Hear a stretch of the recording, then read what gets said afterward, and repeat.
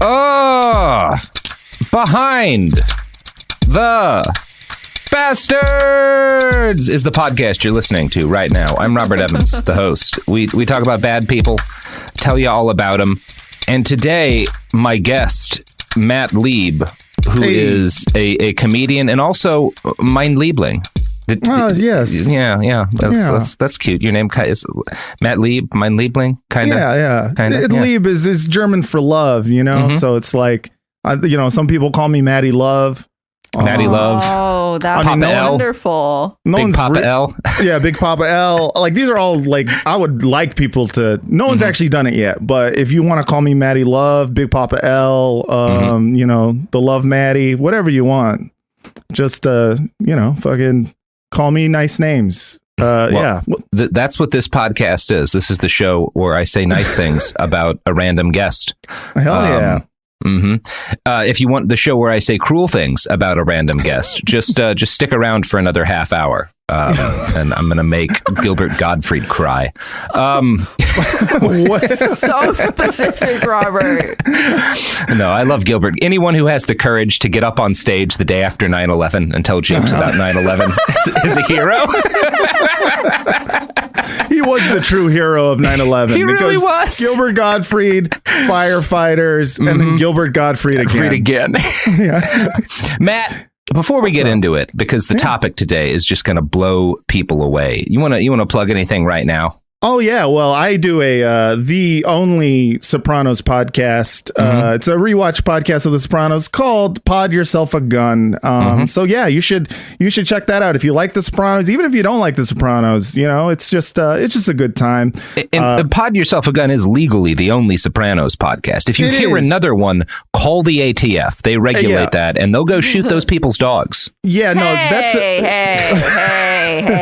what the ATF does. What do you want, Sophie? Their job. I know. Yeah. I don't like that vibe. I know. It's not cool that that's their job, but it is. It is their job. Yeah. Yeah, no, there's some people think there's this other Sopranos podcast, but that's like a deep fake. So don't fuck with that. Yeah, that's the deep state trying to trick you.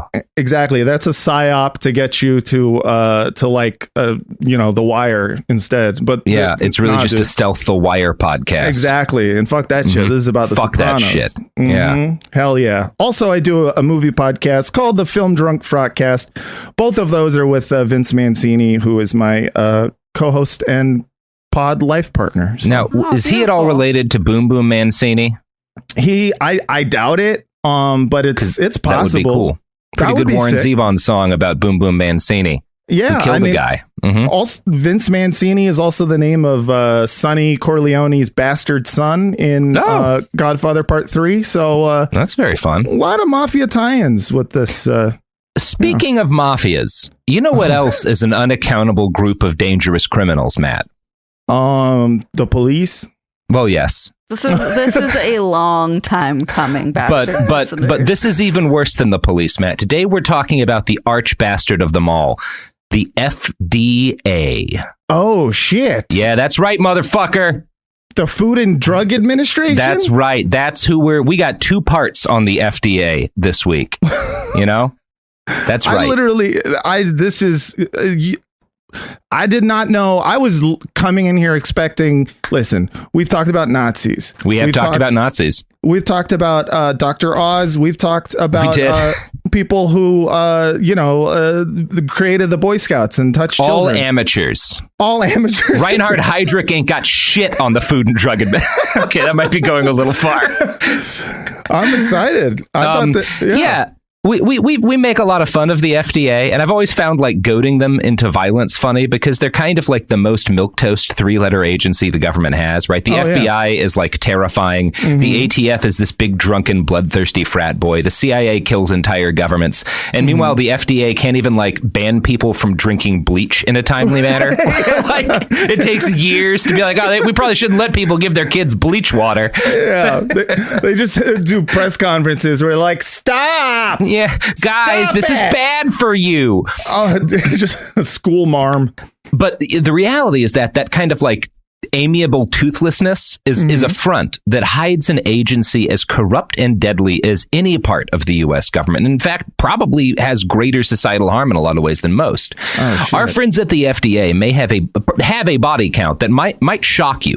But before we get into that, we should spend some time talking about the world before the FDA, because this is not just as simple a story as like government agency does bad things. It's actually it's like an Anakin Skywalker story of this great hero who rises up and then crumbles. The FDA is the Anakin Skywalker of three-letter agencies. Oh shit! Today we're gonna lead up to them becoming a Jedi, and the next episode they wind up falling in the lava planet. Oh shit! Yeah, I hate you. I love that shit, man. That guy was great. Angry. and we'll try to figure out throughout this who the Obi-Wan Kenobi of the FDA is, because that's actually I think I may have it, but I'm getting ahead of myself. The Sackler family. Well, yeah. Once upon a time, people foraged, trapped, and hunted for food, generally in that order of amount of calories gained. Right. We developed methods of preservation over time. Stuff like you'd salt your meat, and you could make a jerky. You could even if you're a hunter gatherer, you could do that in a cave or something. Right. You would smoke certain things, and as time went on, more foods, we got better at preserving stuff, and we also got better at trading. And so more foods began to travel greater and greater distances.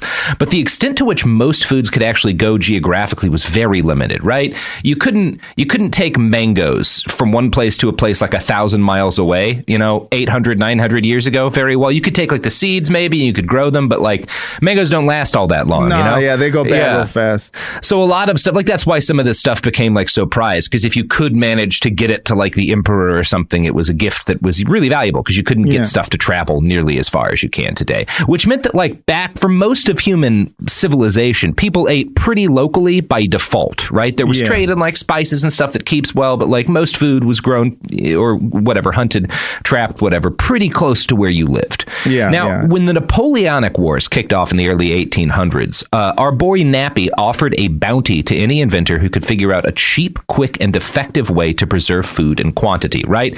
Because you still have this problem in the 1800s of we can kind of salt meat. We can bake these shitty, really hard biscuits, hardtack and stuff that will keep for a while. But most stuff doesn't keep well. And scurvy's a problem. Vitamin deficiencies are a problem. Because if you're on the march, or if you're usually not on the march, but you're posted up and fortified in the winter, it's well, how do you get everyone? Maybe you don't have a lot of food available in the winter. So either you're going to be foraging from the local area or stealing from people, or you have a lot of famines caused because an army will camp out suddenly and they'll take all the food in the surrounding area. So Napoleon's I have a lot of war I want to do, and I don't want to be limited by the fact that we're shit at preserving food. So somebody figure out a way to do this. And Napoleon does this with a bunch of stuff. He's a very forward thinking. He's a really pretty smart dude. And this bears fruit very quickly. In 1809, a French brewer named Nicolas Appert realized that food cooked inside a glass jar and sealed didn't spoil. If you put whatever kind of food or something in a glass jar, you stick in some salt or some spices, you cook it for a while, it'll stay good for years in some cases. I don't think they were that good at it then, but it'll stay good a hell of a lot longer. Is this the dude who invented pickles?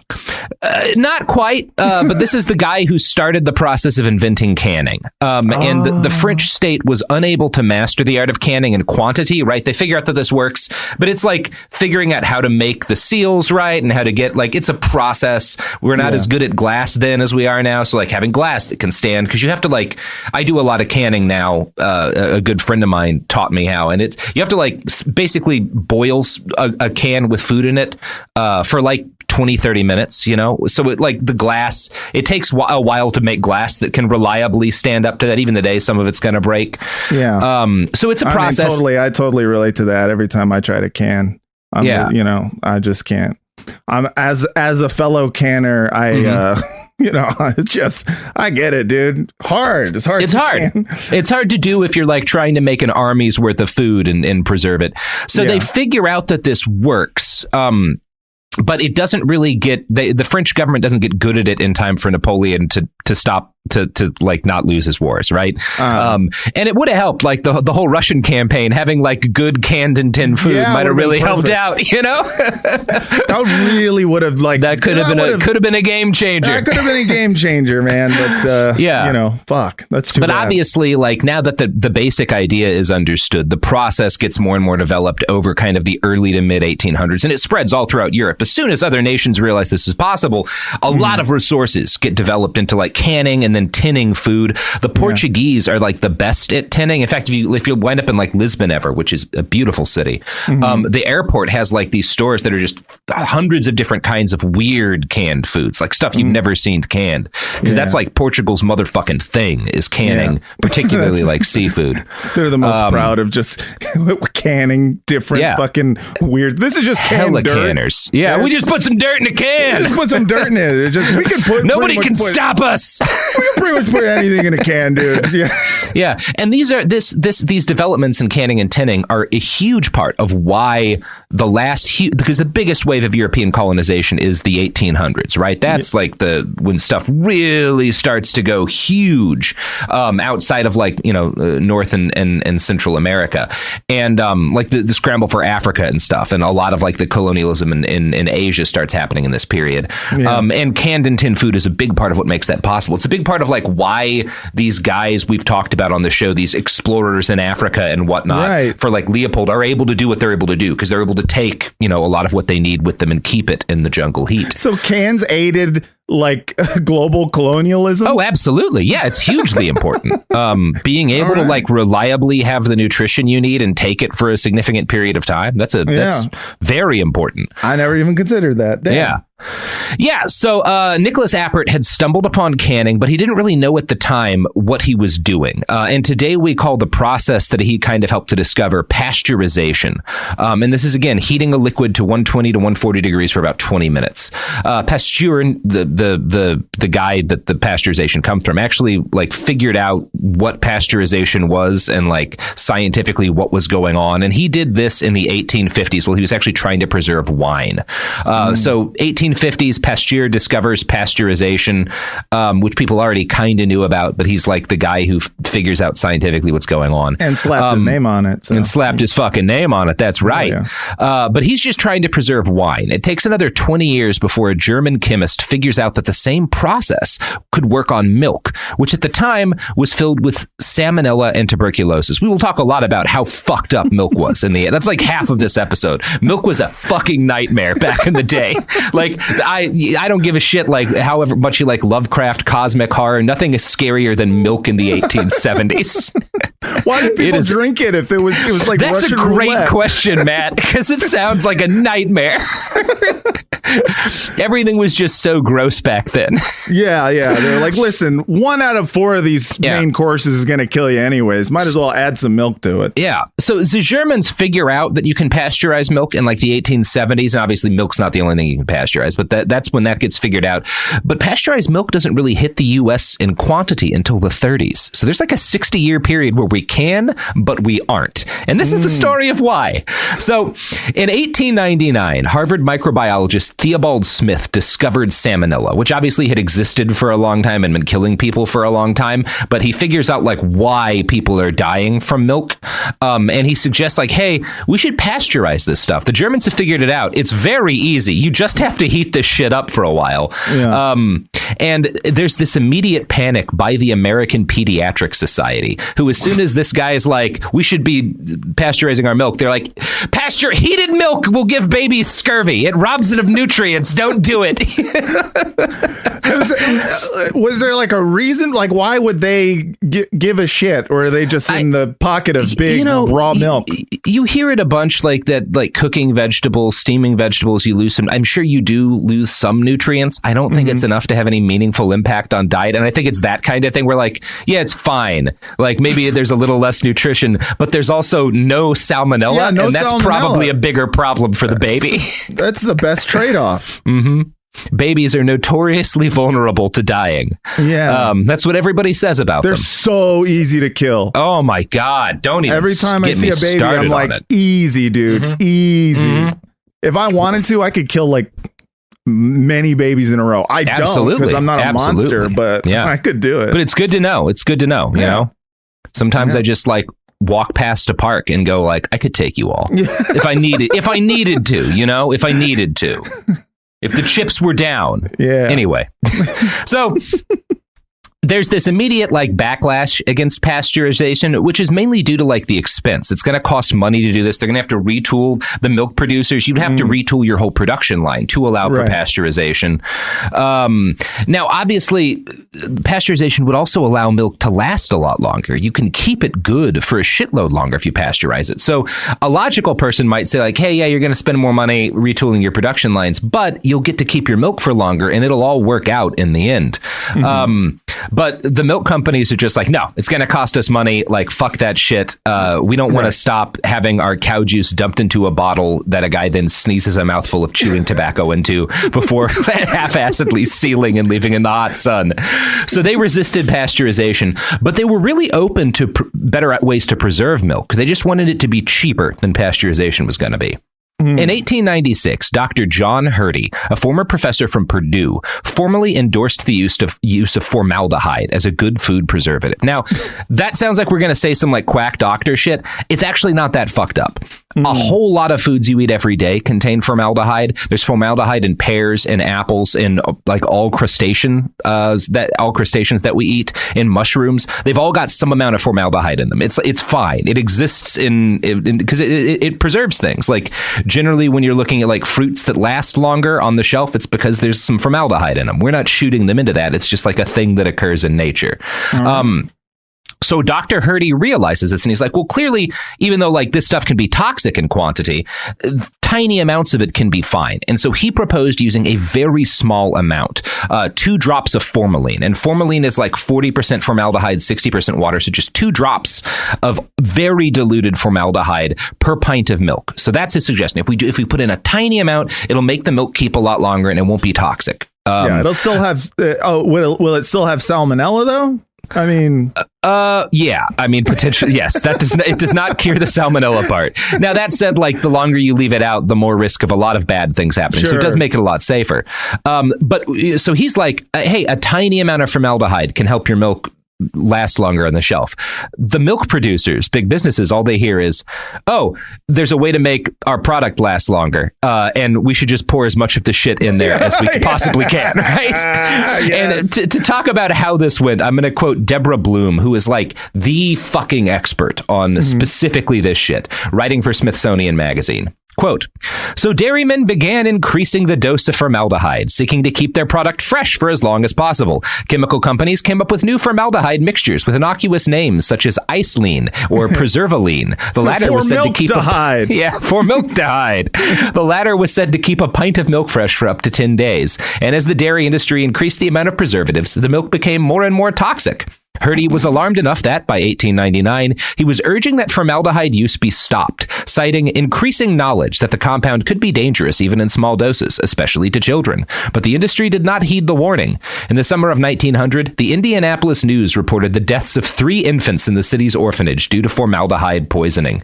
A further investigation indicated that at least 30 children had died 2 years prior due to the use of the preservative. And in 1901, Hurdy himself referenced the deaths of more than 400 children due to a combination of formaldehyde, dirt, and bacteria in the milk. Another analysis calculated that there was so much raw shit in milk that the citizens of Indianapolis consumed an estimated 2,000 pounds of poop per year. What the fuck? So it's not just the formaldehyde, but they go hog wild. They're just dumping it in there. It's very funny. 2,000 pounds of shit per year by the city of Indianapolis. I mean, just like straight, the doo-doo is in the milk. There's shit in the milk now too. Oh, there's always been shit in the milk, buddy. Oh man. Well, I don't know if you've ever had like livestock, but shit gets everywhere. They poop and they don't like, it's like you've seen that pig poop balls image, like, oh yeah, my favorite image. Like animals that get poop on them and they don't really care about it that much. And sometimes that means poop's going to get in the milk, especially if you're keeping them in like a really dirty, horrific feedlot where like the shit piles up to their ankles. Yeah, sure. And And we'll talk about the conditions these cows are kept in because, oh boy, Matt, are you going to enjoy that? Gigantic doo-doo baths. Let's hear about it, dude. I'm excited. Now, this guy Hurdy, who had been like, yeah, a little bit of formaldehyde might help, and then was like immediately horrified by what the food industry was doing. He becomes an advocate for reform within the legal system to stop this stuff. And as a result of his lobbying, Indiana passes a pure food law in 1899, which should have made the adulteration that, as we already said, went on well past 1899 very illegal. But this keeps going on because the law was it was more of an aspirational law than a real law, because they were like, this isn't allowed, but they were also like, we're going to spend $0 to stop this. Like, we will not check on you. We will not enforce this. Like, we don't have the resources to stop the formaldehyde milk from spreading, but we just want to let you know, not cool, buddy. It is kind of my ideal situation for drugs, where we keep them illegal, but we also make it like fire all of the police and DEA agents so that nobody can prosecute you for it. And then you can still feel cool when you do drugs, right? Yeah. That's the ideal. That's the sweet spot, children, baby. Yeah, you convince children not to do heroin until you turn a certain age, and you know, and 13. Yeah, exactly. Sure. Yeah, that's the age at which your brain needs heroin to have fun. A certain amount, right? Yeah, you know, just a little bit. A little bit goes a long way. It's like formaldehyde. That's why they used to give babies children's medicinal heroin. You know, it's good times. Good. That's babies. why our grandparents were all chill. Such a healthy, so chill about everything. That's why they spent their whole lives withdrawing. Love our grandparents. Yeah.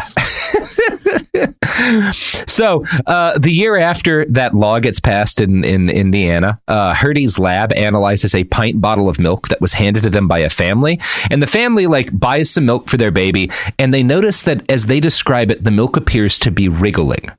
Oh, fuck me. God damn it. You liking this one, Matt? So I don't even have to do a chemical analysis. I'm like a big milk drinker, so this is going to fuck me up. I enjoy a glass of milk and a banana. It's one of my favorite little snacks. It turns out that what happened was that the dairyman had cut his milk because he wanted to make it go longer, like heroin, and he cuts it with stagnant water. And there was a worm colony in the stagnant water, and so many larvae breed in the milk that it's just like a kind of soggy mass of writhing larva. It's the milk they buy for their baby. No, it's got extra protein. It's called moving milk. Just don't worry, move milk. Oh, you got some of that still milk, huh? Yeah. Still milk is for I losers. happen to love my child. I want them to get the extra nutrients. Real babies have it's like we call it a milkshake because it shakes. This is the origin of the milkshake. Some poor motherfucker was eating cereal when this episode started. Oh, I know. Bad time to have some cereal. So Indiana, obviously, we've been focusing on because Dr. Hurdy was there and he gave a shit about this. This is happening every state in the union, right? This is everywhere. Everywhere that there's a city, at least. I think people who live in rural areas probably have access to healthier milk because they're getting it directly from the cow. They're probably better conditions for the cow. They're not... buying it from somebody who's going to mix in pond water filled with shit. It's the city milk that's just filled with amoebas and death. And thus the milk that the most people are drinking is fucking poison milk. Now, in the 1880s, one group of researchers had analyzed, this is happening all over the U.S., and in New Jersey, there's a case from the 1880s where these researchers analyzed random samples of milk, and they found what they described as liquefying colonies of bacteria in numbers so great that they gave up counting. They're just this isn't even worth it. A lot. This isn't milk. This is just bacteria. This is pure bacteria. Yeah, they have eaten all the milk. There's none left for the babies. Yeah. Fuck. And in all of these cases, this is, again, happening everywhere. And the reason everywhere is that there's no such thing as health standards, really. A couple of states like Indiana have tried to pass laws. There's usually no enforcement. And in most places, there's just no laws about what you can do. And a lot of where the adulterants and the poisonous stuff gets in is when the milk dealers cut their shit with various chemicals. Now, and this is kind of drug dealers today will cut cocaine with a little bit of baby powder powder or fentanyl. Yeah. And the fentanyl answer for milk, usually, well, I'll say the baby powder, like the least harmful way generally to cut it, was that they would add water. And the standard ratio was 1 pint of water for every quart of milk. Now, they also skimmed the cream off the top of the milk, right? Because they're trying to make as much money as possible. So they don't want you getting extra cream. They're going to use that to like make something else and sell it to you. But when you skim the cream off your milk and then water it down by like half, it doesn't look like milk. It's this kind of like pale blue, weird looking beverage because it's not really milk anymore. Yeah. So dairymen is that why they call it skim milk? Yeah, I guess. Yeah. I mean, I never thought about that. Because they skim the cream off it. Yeah, that is literally why they call it skim milk. And I guess you could call this the origin of skim milk, but they're not saying it is. They're hiding it. So they have to, in order to hide it, they have to adulterate it so it looks right. So for the color, because it's this kind of pale blue color, they pour in plaster of Paris and chalk. So that's good. Yeah. Listen, on this podcast, I was expecting they poured in pure cum. Oh, wait, it gets worse because that just fixes the color, Matt. They've skimmed the cream off, right? You don't want people to know you've skimmed the cream off. So you have to fake a layer of cream on top. And what looks most like cream? No. Cum? Straight cum? No, liquefied cow brains. Oh, bro, there's other things that look like cream. There's other things. They're just pouring cow brains on that shit. It is extremely funny. That is no longer kosher milk. I'm sorry. And of course, sometimes they'll put, because it has a little bit of a yellow color, they'll put a little bit of lead in there too, just to make it look quite, right? To deepen it. Are you serious? Yeah, of course you're going to put a little bit of lead in there. Makes it sweeter too. A little bit of antifreeze, They put lead in. That doesn't even count as bad because they're putting lead in everything. Back in the day, lead was just part of it. It was like you had your salt shaker and you had with your vitamin L, and then you had vitamin L lead shaker. Fucking A, dude. So milk was not alone or exceptional in its tendency to be adulterated among foods of the day. It's kind of the most shocking example a lot of the time. But food sellers, grocery stores, like food manufacturers, they're doing it with everything. And to make that point, I'm going to quote from Deborah Bloom again, this time writing in her wonderful book, The Poison Squad.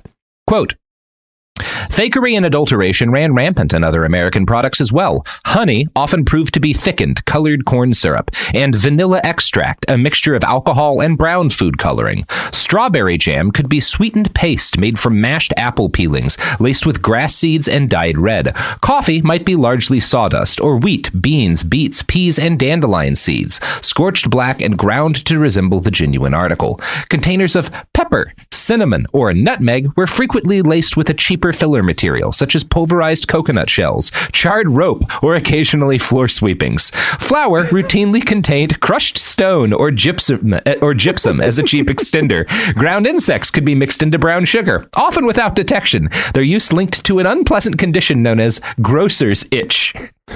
Well, we've all had a little bit of grocer's itch. A little bit of that grocer's itch, right? Because you're eating too many bugs in your bread. Chocolate chip cookies, and now I got grocer's itch from the bugs. European governments, especially those of Germany and Great Britain, had been far quicker than the U.S. government to recognize and address problems of food adulteration. In 1820, a pioneering book by chemist Frederick Accum, titled A Treatise on Adulterations of Food and Culinary Poisons, had aroused widespread public outrage when it was published in London. Accum minced no words. Our pickles are made green by copper, our vinegar rendered sharp by sulfuric acid, our cream composed of rice powder or arrowroot and bad milk, our comfits mixed of sugar, starch, and clay, and colored with preparations of copper and lead. Our ketchup often formed of the dregs of distilled vinegar, with a decoction of the outer green husk of walnuts, and seasoned with allspice, he wrote. They had allspice back then? Yeah, they conquered the world for allspice. They did 3 or 4 genocides just to get their hands on allspice. Their delicious. That's Mrs. not an Dash. Exaggeration. Yeah. And it gets worse with the candy industry. Confectioners often turned to poisonous metallic elements and compounds. Green came from arsenic or copper, yellow from lead chromate, cheerful rose and pink tones from red lead. In 1830, an editorial in The Lancet, the British medical journal, complained that millions of children are thus daily dosed with lethal substances. But the practices continued, largely due to business pressures on would-be government regulators. By mid-century, though, casualties were starting to mount in Britain. In 1847, 3 English children fell seriously ill after eating birthday cake decorated with arsenic-tinted green leaves. 5 years later, 2 London brothers died after eating a cake whose frosting contained both arsenic and copper. In an 1854 report, London physician Arthur Hassel tracked 40 cases of child poisoning caused by penny candies. 3 years later, 21 people in Bradford, Yorkshire, died after consuming candy accidentally laced with deadly arsenic trioxide. Accidentally, because the confectioner meant to mix in plaster of Paris instead. Although he had noticed his workers falling ill while mixing up the stuff, the business owner had put the candy on sale anyway. He was arrested and jailed, as was the pharmacist who'd mistakenly sold him the poison in place of plaster. But they could not even be convicted of any crime. Britain had no law against making unsafe or even lethal food products. Jesus Christ, Isn't that fucking insane? That's insane. It's like pouring arsenic into candy. Kids are dying left and right. Kids like it when it's green. What's green? Something more poisonous, please. Get some more poison in there. That's too bland a color. That's so insane. I just love, they killed 21 people with bad candy, and then the cops are like, it's not illegal. You can put as much poison in candy as you want. It's not actually in the rule book. You're allowed to do this. There's nothing in the rules that says candy can't be arsenic. Yeah. Listen, if you write a law that says I can't poison children for profit, I'll gladly abide by it. Fucking A, dude. It is and in England's credit, again, this is like the 1830s, 40s, like England, Germany, a lot of Europe, like bans a lot of this shit. But everything we've talked about keeps going in the U.S. They're throwing arsenic and lead in candy. They don't give a fuck in the United States, right? This is the land of the goddamn free. We can do whatever we want. Like one of the amendments should be my right to eat arsenic because green is a cool color. You're damn right, Matt. That's why I'm starting a new bakery. These cakes will kill your children. Yes, these cakes will in fact kill your children, but they'll die free. You know, they won't die cucked by the medical establishment who says children can't handle arsenic. 5-year-olds just saluting on a cot in the ICU. You know who else likes to salute 5-year-olds while they're dying in the ICU? The sponsors. That's right, Matt Lieb. That's why they do it. That's why they sell all these products. They have time for their real passion, saluting dying children who are poisoned by lead cake. All right, here we go.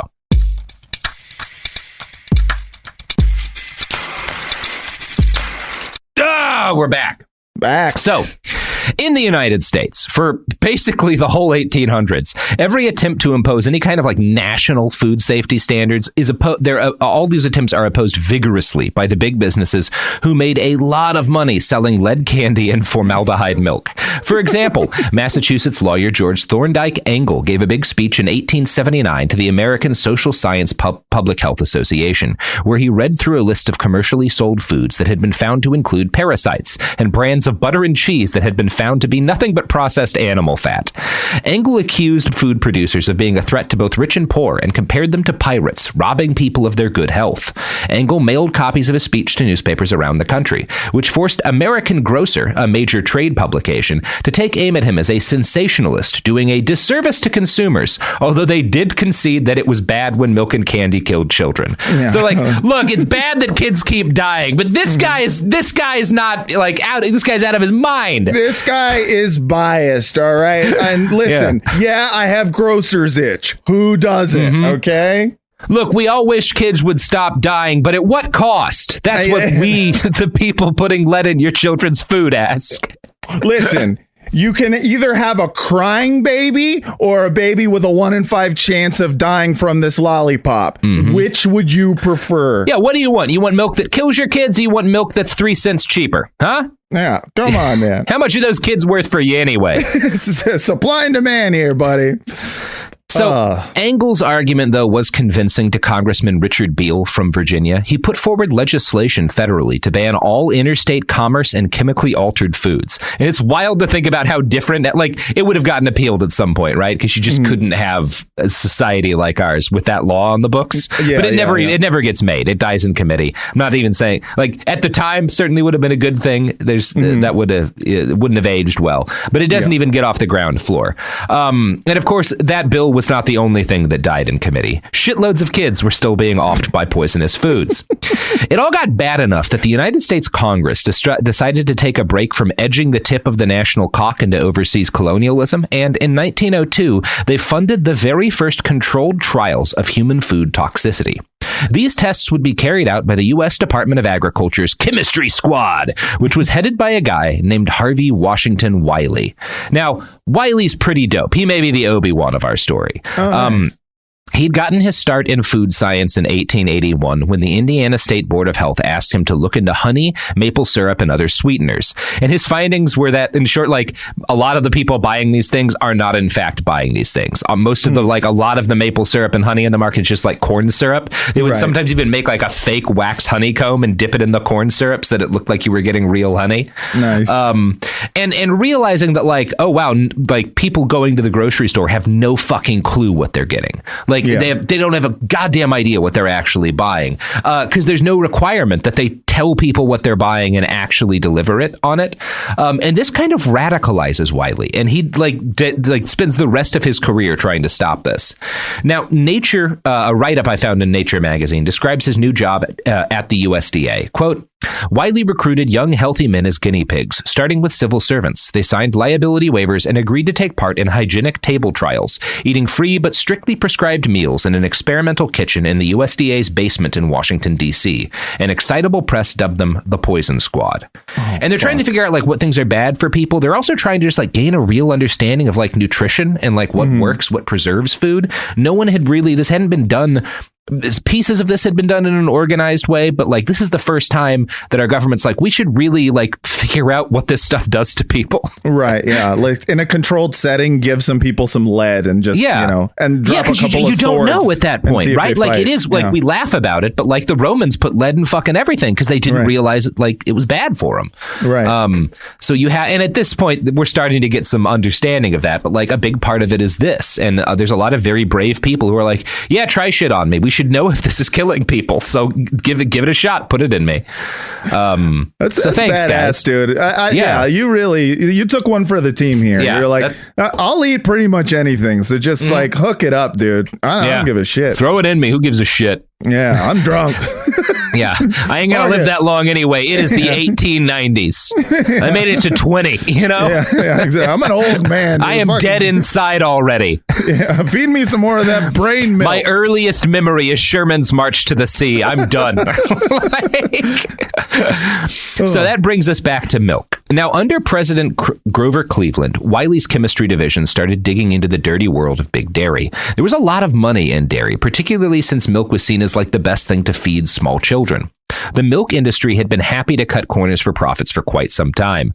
And I want to talk a little bit about swill, which is the kind of milk that most people in cities are drinking through, like, most of the mid to late 1800s, even some of the early 1900s. Was it branded swill? No, that's just what everyone called it, and we'll explain why in a second. Okay. So Deborah Bloom describes this swill as, quote, like making swill as, quote, the practice wherein distillers, liquor distillers, housed dairy cows in stinking urban warehouses where each animal was tethered immobile and fed on the spent mash, or swill, from the fermentation process used in making whiskey. Yeah. So we have all these grains and shit for, like, whiskey, even for beer too. I'm sure they do it with that, where you're, like, boiling all this grain for forever in order to, like, make the thing that you then ferment, right? Mm-hmm. And once you boil anything for a while, like all of this grain and stuff, it doesn't have any real nutrition anymore because you've, like, boiled it to get all of that out. That all goes into the thing that you're making. That's why it's flavored and shit. So the cows that are fed on this stuff are, like, dying their entire lives. They're horribly malnourished. Their bones are very soft because the swill they're eating isn't food anymore. So, like, all of these animals, by the time they're adults, have all of their teeth rot out. They live very short lives. Their malnourished bodies only produce milk for a short period of time. And the milk they make, which is what all these poor kids are drinking, doesn't really have any nutritional value. Because, again, the cows aren't eating anything with nutritional value. So they're just, like, making colored water in a lot of cases. God. One pediatrician at the time wrote, "I have every year grown more suspicious of distillery milk. Wherever I have seen a child presenting a sickly appearance, loose flabby flesh, weak joints, capricious appetite, frequent retchings and occasional vomitage, irregular bowels with the tendency to diarrhea and fetid breath." So, like, people are aware of this. Also, the fact that it's called distillery milk should key you in on yeah. I don't want to go to the same place for my bourbon and my milk. Yeah, exactly. It's like, oh, we sell cocaine. Oh, we also sell fair trade coffee. It's like, I don't think that's fair trade. Yeah, I don't think. I mean, I'm sure it was a fair trade for somebody. Someone got a good end of the deal for sure. Yeah, our sponsors, the Sinaloa cartel, felt pretty good about that trade. Oh, man. So, the swill milk industry was eventually reformed, but that industry just yielded to the formaldehyde doping that we've already covered.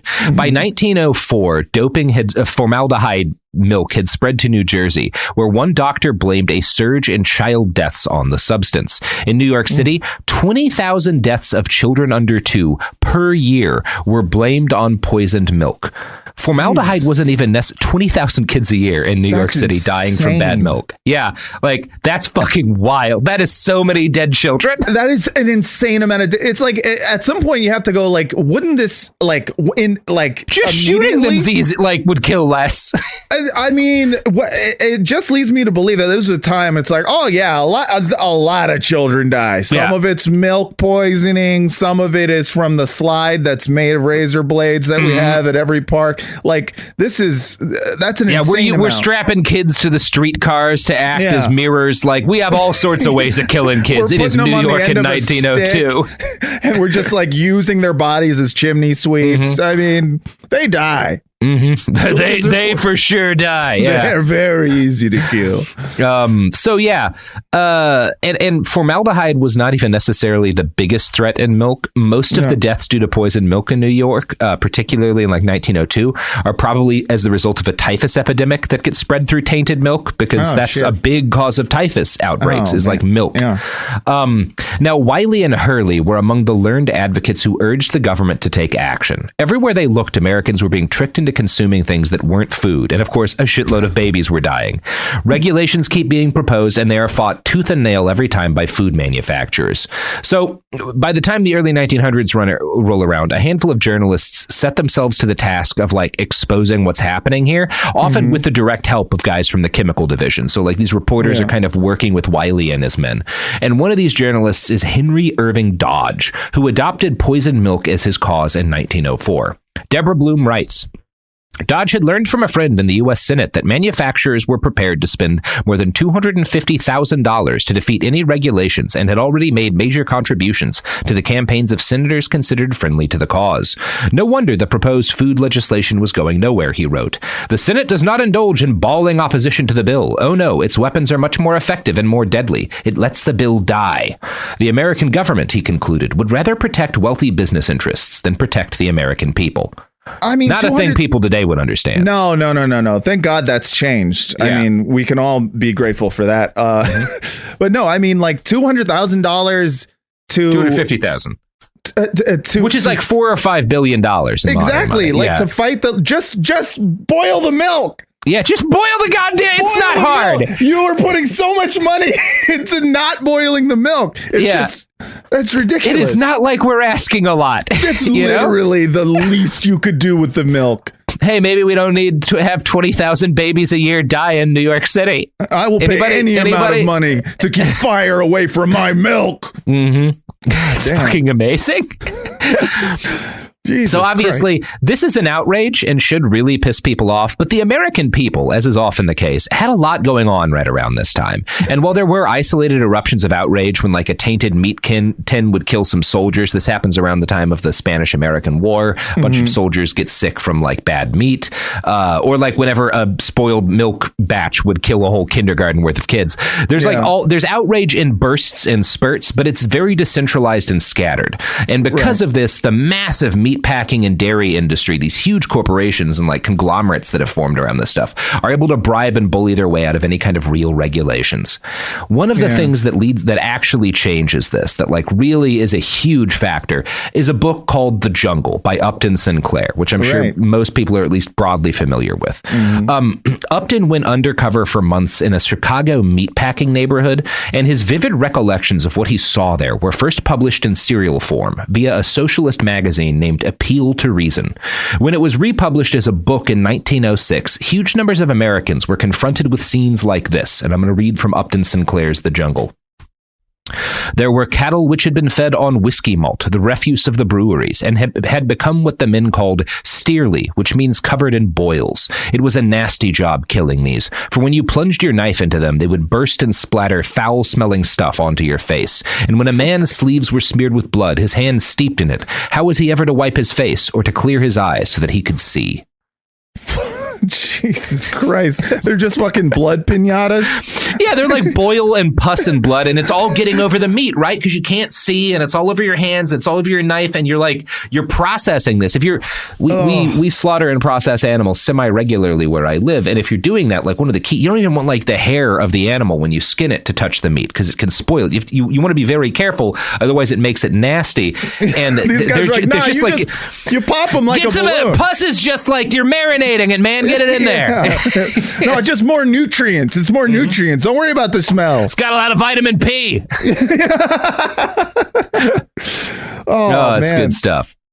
So Sinclair had meant to reveal to people that the work in stockyards and meatpacking facilities was unconscionably inhumane, both to the humans working there and to the animals, right? He was upset about like the treatment of all of the living things in this nightmare system. Yeah. That's not what America really cares about. The real impact that The Jungle has on public opinion is that it scares people about how fucking filthy their food is. Right. Sinclair later said, quote, "I aimed at the public's heart and by accident I hit it in the stomach."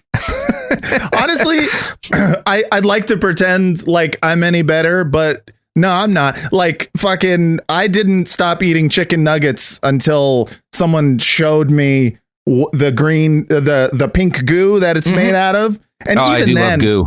I lasted a year, and then I was like, nah, I could eat the goo. And then I went back to chicken nuggets. So yeah, someone figure out how I can just get the raw goo. I'd like to just have that as a shake in the morning. Yeah, like a just Go-Gurt. Suck down some pink goo. Yeah, Go-Gurt. Leave it out in the sun a little bit so it gets good and aged. What? So I like when it's thick. Thick green. Matt. Pink goo in my mouth. You know what? I think if I just mix that 50-50 with bourbon, that would be all the nutrients I need. That's that's my soylent. We call it Goo-Gurt. That's your soylent. That's a performance beverage, Sophie. Yeah, exactly. In the morning, you throw a couple of shots of espresso in there too. You're good to go. I'm doing keto, and then you branded it, and I went, okay. That's how you get that keto body. That's true. The brand immediately makes it fun. You're just like, all right, I'll eat it. That's going to be my new soylent. Sophie, find us a sponsor who will make my meat coffee bourbon shakes and sell them as a performance beverage. You know who these are good for is truckers. It'll get you the right amount of drunk, awake, and vomiting to really do those long haul drives. Dear God. You can get it all done in one go. Literally one mouth movement. In, out, immediately. And look, schools waste a lot of time cooking food. My meat slurry bourbon beverage, everything a child needs. All done. To both be nutrified and to keep quiet. Because there's a lot of bourbon. Their little bodies can't handle that much, you know? We call it sleepy time shake meat. It's very good. Yeah, just keep them quiet. You know what? You're just warehousing them, really. That's what all we're doing anymore. It's called 5 Loco. It's even more loco than the previous Loco. They barely breathe on it, so it's pandemic safe. So it's worth noting that when The Jungle was published as a proper book, like outside of like a magazine thing, when it finds its publisher, the publisher insisted on sending a copy of the manuscript to the Chicago Tribune. And they're like, hey, here's the book we're publishing. It's making some pretty shocking claims. You guys are journalists. Why don't you investigate these claims and like render an opinion as to whether or not it's accurate, right? Which, if journalism exists, is a responsible thing for a publisher to do. Right. Here's the thing. It is 1906. Upton Sinclair is the first person who's ever done a journalism in the United States. So I'm going to quote again from The Poison Squad by Deborah Bloom. At this point, journalism is just for going to war with Spain. Yeah, that's what it was invented to do. That's the point. It's to get people to agree to a war with Spain. This book isn't about Spain at all. Quote, Tribune editors responded with a 24-page rebuttal of the packing house descriptions. Alarmed, Page and Doubleday, his publishers, called Sinclair to their offices. But Sinclair promptly began picking apart the Tribune's critique. For instance, the paper had denied that the tuberculosis bacterium could survive on walls or floors of the packing rooms. Sinclair pointed out that the germ could indeed survive on those surfaces and could transfer to anything that touched them. He'd brought medical studies to prove it, as well as other evidence to back up his story. He further noted that the paper's owners were obviously friendly with the meat packers and sided with them. In fact, it would turn out that the newspaper's management had not assigned a reporter to study Sinclair's claims, but instead passed the task on to a publicist who worked for the meat packers. Nice. Yeah. Well, so the newspaper goes right to the people that he's investigating. Is like, is this, you guys want to write a thing for us about this? Yeah. It's like, so I need you guys to write something that says, nuh-uh. And just every time he says yaha, you just got to write nah again. I would write it, but you would not believe the amount of war with Spain we got to justify. We got a lot of war with Spain. There's so much Spain left, and we got to nip that shit right in the bud. Yeah. Also, I'm a little bit busy because all of my children are in the hospital from milk poisoning. You know, that old thing. You know, babies. You know, babies. So, can't handle their milk. The New York Times goes on to note, quote, about a month after The Jungle was published, the White House started receiving 100 letters a day demanding a federal cleanup of the meat industry. Roosevelt invited Sinclair to the White House, then ordered a federal investigation. Sinclair took every opportunity to harangue the Beef Trust, as the meat packing industry was known, and sent a stream of telegrams to the White House demanding reform. Roosevelt soon tired of Sinclair's outspokenness. In a note to the author's publisher, the president wrote, "Tell Sinclair to go home and let me run the country for a while." Oh, Teddy. I love it. What a pussy. But they do. This actually gets some shit done. From Teddy's credit, he's part of shit starting to get done here. Oh, that's good. The Pure Food and Drug Act is passed. Well, it's introduced into Congress in 1905, the same year that Sinclair puts out the first version of The Jungle. But in early 1906, when the book version comes out, the act is stalled. And it's so stalled that Harvey Wiley, who's the main impetus behind the book, starts trolling people out of like hopelessness, right? And he kind of is the first guy to use Twitter. He settles into a strategy of writing protest letters to newspapers and magazines about the ads they had for different snake oil medicines and tainted foods. He wrote this to the Washington Star. I have read with regret in your issue of Monday, January 29th, of the probably fatal illness of Buck Ewing, the celebrated catcher. Ewing, a former star player and manager for the New York Giants, was diagnosed with Bright's disease, which is a blood vessel inflammation in the kidneys. And it killed people pretty fast in those days. Wiley noted that, like, hey, you're talking about how sad this is, but you've previously published an article about Dr. Kilmer's swamp root and claimed that it cures Bright disease. And he's like, I keep a bottle of it near me all the time because you've assured me that it works. So why don't you just tell this guy? You know, my chemists say it's nothing but alcohol and turpentine with a couple of spices. But if you're worried about Buck Ewing, why don't you tell him to take this stuff? It should cure his thing right away. In fact, I'll send him a copy of your paper and let you know what he says. And he dies like very shortly thereafter. I love the idea that someone was just like, all right, we got this Bright's disease. Let's try swamp root. The swamps are dark, right? What defeats the bright? Dark. Yeah, you gotta knock that bright out with some dark. What's darker than a swamp? What's darker than the swamp? People still dying? Ah, well, whatever. It's a clever ad campaign. And he does this like there's this malt coffee, which contains no actual coffee. It's pure barley, but it advertises itself as having real coffee flavor. And he sends a letter to the newspaper advertising them, being like, how can you have real coffee flavor with anything but coffee? Isn't that the only thing that can have real coffee flavor? He's just quote tweeting. Tastes like shit, he's bro. Really just twittering. Hell yeah. You know who else loves Twitter? The products and services that support this podcast. They are all reply guys for the same K-pop band. It gets very sexual, actually, with all of our sponsors. Very sexual replies to this K-pop band. Good. Yeah. If we know one thing, it's the K-pop people. They're very normal online, and they love to be sexualized. That's actually the motto of very normal online, and we love to be sexual. Am I bleeping? Right. Am I bleeping? Yeah, you should bleep that. Oh, here's some ads.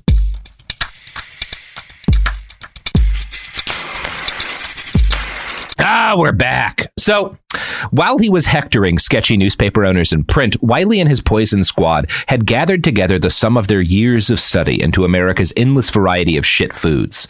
And this is like while they're trying to pass this act, because they put all this information together to try to like convince Congress we should do something. Yeah. We gotta stop eating poison and poo. Yeah, we really got to deal with all of these dead babies. Yeah, so, like fucking step one of a society. No more eating the poison poo. Yeah, no more eating the poop milk. Step two, please. Maybe less worm milk. Not none. Just less. So this passage from Deborah Bloom's book sums up the case that Wiley and his scientists made to Congress. For every food product, the chemistry division could point to a trick involved in its manufacture. Doctors continued to worry over reports of grocer's itch, a side effect of the deceptive process of grinding up insects and passing the result off as brown sugar. Sometimes live lice survived the process. Beer, which most consumers imagined to be derived from malted barley and hops, was often made from a cheaper ferment of rice or even corn grits. So-called aged whiskey was often still routinely rectified alcohol, diluted and colored brown. As Wiley had found 20 years earlier at Purdue, corn syrup was widely still used as the basis for fake versions of honey and maple syrup. Many manufacturers argued that they had to fake products to stay competitive. Detroit canner Walter Williams of Williams Brothers described the making of his Highland strawberry preserves. The jam was, he said, 45% sugar, 35% corn syrup, 15% apple juice made from discarded apple skins, some scraps of apple skin and cores, and usually one or two pieces of strawberry. The strawberries cost him, he added. Many It's cost a lot of money to get those two strawberries. You got those two pieces of strawberries are really putting me out of house and home. Many comparably priced preserves were just glucose, apple juice, and red dye and timothy seed added to simulate strawberry seeds. If we could sell pure goods, I would be pleased, Williams insisted. I believe they should be labeled, showing their ingredients and showing the quality of the goods. But as there was no law setting such standards, and as he had to compete with less scrupulous canners, there was no way for him to stay in business unless he cut costs to match. Wiley testified that about 5% of all foods were routinely adulterated, with the number being much higher, up to 90% in categories such as coffee, spices, and food products made for selling to the poor. God, of course. If your food is for poor people, it is not food. It's not food. It's just straight up not food. We just ground up some dirt. Yeah, this is the sawdust pizza that I feed to my maid every 3 weeks. We mix some sawdust in with piss. You can't tell the difference between that and bread. I make her eat it off the ground, you know. She doesn't know the difference. The ground is what we call a natural plate. It's piss from the bars, so there's lots of barley in it. Well, they're poor bars, so it's just ground up rice meal, but you know. Yeah. Sometimes I just shove a bar of soap into the mouth of a poor to see if they live for another week. It's nice. It cleans the body, and it's delicious. So Wiley's solution to all of this horror is the Pure Food and Drug Act, and it's hard to see this as anything unreasonable, but the grocery, meatpacking, and canning companies threatened by the bill had to find a way to make it unreasonable. In the time-honored tradition of shady rich bastards, they decided to smear Wiley. Since his data was impeccable, they went after him for hating freedom. Dudley and Company, yeah, baby, that's how you do it. Yes, America. That's how you do America. That's how you do it, man. Our freedom to feed poor people sawdust. It's extremely funny. Dudley and Co. Canned Goods used the Grocery World magazine to publish editorials attacking Wiley as the nation's janitor, which it's hard to make that seem. He wants to clean things up. Yeah. That's an insult. It's just like, oh, you know, fucking janitors always going around. He's like those guys who stop us from living in our own shit. Exactly. Just stop trying to wipe my ass, Mom. I like it like this.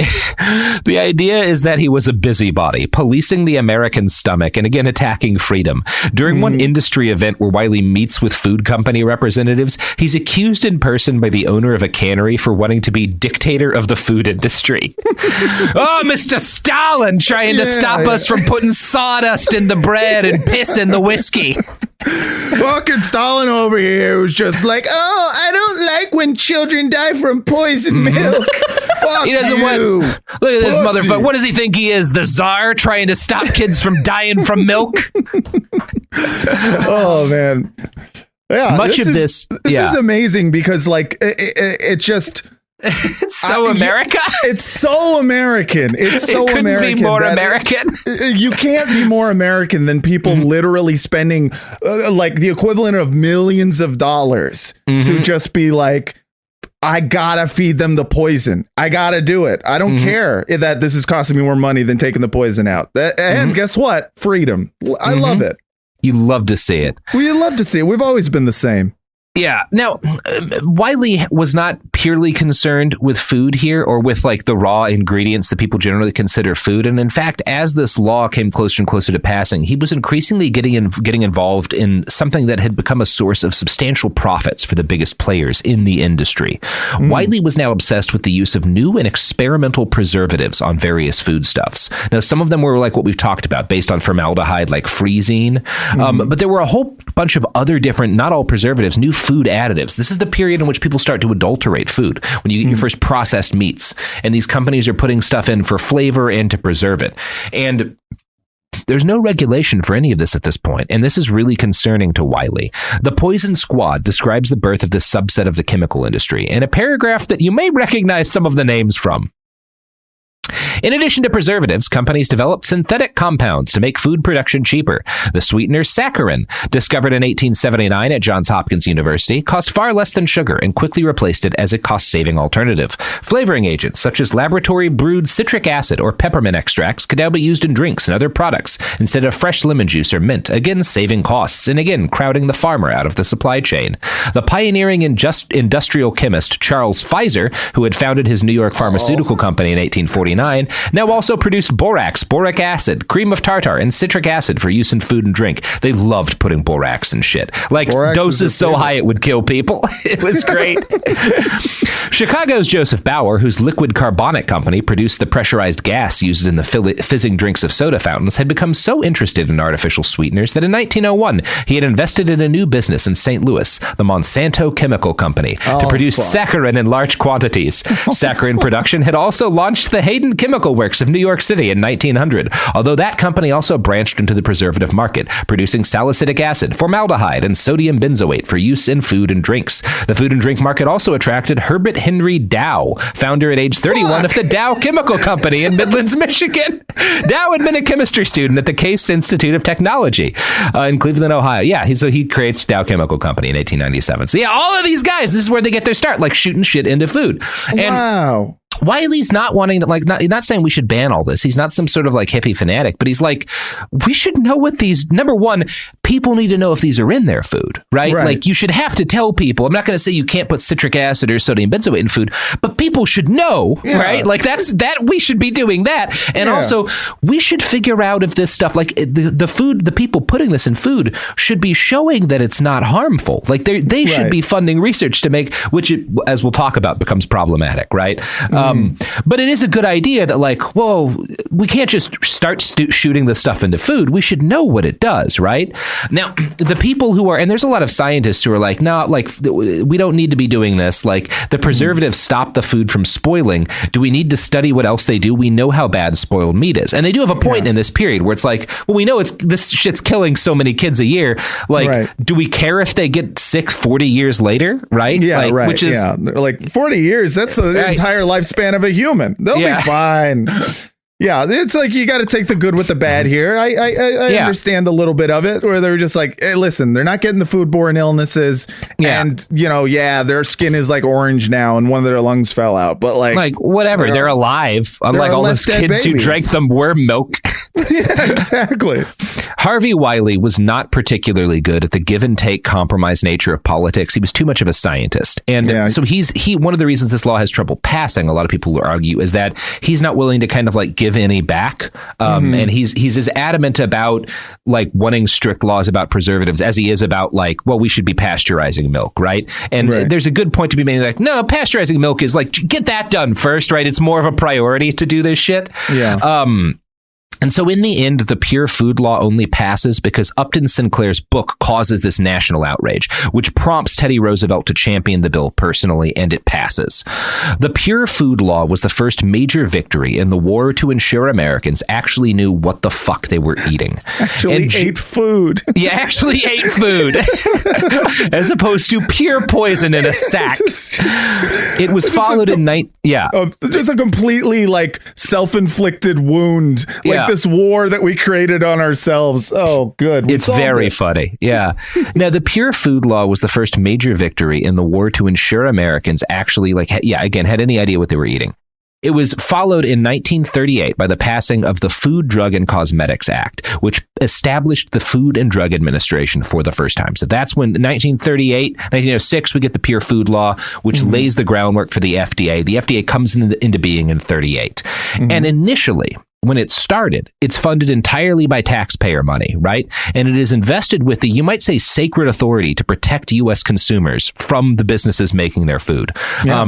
This is a titanic step forward, and it cements an end to the wildcat era of tainted milk, fake coffee, arsenic and lead-riddled candy. It's a huge deal. Now, a lot of that stuff had started to get fixed in 1906, obviously. But making the FDA is a huge move forward and a very good, it was absolutely necessary. I want to establish before we tear it down in the next episode, we had to have something like this. Like, you could not, I don't care how much of a fucking libertarian is, you can't let that state of affairs go on. The market, we have proved the market cannot correct itself with this stuff. Right, it's just so much cheaper to feed people poison. Weirdly enough, the market would rather spend more money on continuing the poison trade rather than... They love poisoning people. They love You can't stop them. You can't stop them. You can't stop a guy from poisoning is all of the people he's feeding. Good for him. So, the FDA starts as a beautiful, necessary thing. And then in the 1980s, about a century after Dr. Wiley's journey began, the bright dream of the Food and Drug Administration began to go terribly wrong. But Matt, we're going to talk about that in part 2. You got any pluggables to plug? Oh, sure. The Pod Yourself a Gun, the world's only Sopranos podcast, is out now, and check out the Film Drunk broadcast. Also, I'm on Instagram. Follow me at Matt Lieb Jokes. I need more of those. No one gives a shit about my Twitter anymore. Yeah, follow him Instagram. At Matt Lieb Jokes. Follow him. Follow me. Yeah, people send him pictures of your milk. Gram, I think people just care more about the gram. It's just it's a shame. It's because of Beyonce. I don't know if she's on the gram. I assume so. Of course she's on the gram, Robert. She must be, right? Amateur. Also, like my Twitter, I do not have a gram. I used to have a blue check mark, but I got it taken away on Twitter, and I hope to get one on Instagram. Who took your blue check mark away? Twitter did, because I pretended to be the New York Times. That'll do it. Yeah, you're not allowed to do that, apparently. But it was a great post. It was, I mean, I do love that for you. Like, what? I think my favorite example of that is it's the lady from I Think You Should Leave who did the I can't get enough wine, like that sketch. She's been in a few of them, but she did. It was like when Oreos did some sort of Pride Month thing. She pretended to be Nilla wafers using her check mark and was like, Nilla wafers, we don't like bisexual people. Like, you're not allowed to eat our cookies. Something like that. It was very funny. And that's why she's not on Twitter anymore. I love it. Nilla wafers taking strays from people. That rules. I should note, people are going to give a shit because they do every time we like make jokes about people dying at 40. Obviously, the way lifespans work is that so many kids died as babies. If you made it to an adulthood, you had a pretty good chance of at least making it to like 50 or 60. A lot of people made it to their 70s. Yeah. Yes, that's true. It's funny to joke about people dying at age, like being old at age 30 back then. Because look at a picture of a 30-year-old from the 1890s. They look like your fucking grandpa. They're covered in soot. They could have just taken a shower. It is permanently embedded soot in their body. All of their wrinkles. It's extremely funny how sick and dying everybody was back in the day. Well, they just a society that loved poison milk. What can you do? It was a whole world of people exactly as healthy as Jair Bolsonaro. Just constantly getting their doo-doo backed up and being like, well, spewing shit out of their noses because there's so much poop in the milk. I gotta go to the hospital again, but first I gotta run by this emu and see if he'll punch me in the throat. Boy. So yeah, find Matt Lieb on Twitter. Also, I have a fiction novel, my book After the Revolution. You can find it for free as an ebook at atrbook.com, but it's also available for pre-order through AK Press. If you order now, you will get a signed copy. So just Google AK Press After the Revolution, pre-order my book. It'll come out in May and you'll get it signed. AK Press After the Revolution. Google it and you'll find the pre-order page. And, all right. I'm pre-ordering it right now. And Robert, we have a Behind the Bastards live stream show. Oh God, you have so much to plug. Shit. Okay. I know, with Prop on February 17th. You can get tickets at momenthouse.com/. You sure can. It'll be a good episode, probably. I haven't written it yet. You'll be there. I will. I think so. That's probable. I might even have an episode written. Great. All right. Just wing it, dude.